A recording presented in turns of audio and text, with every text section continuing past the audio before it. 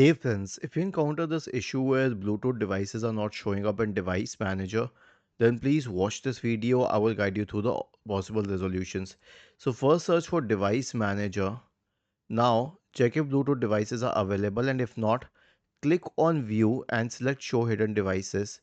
Does it help? If not, click on Action and scan for hardware changes.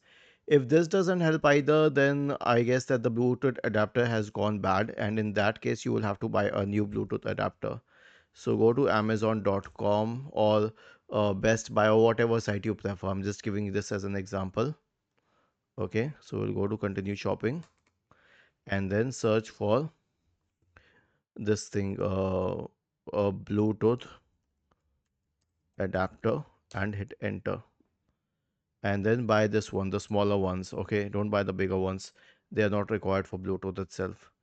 Was this helpful? If yes, then please subscribe to the channel. If not, then let us know in the comment section of the video on how we could help you further. Thank you for watching this video and have a nice day.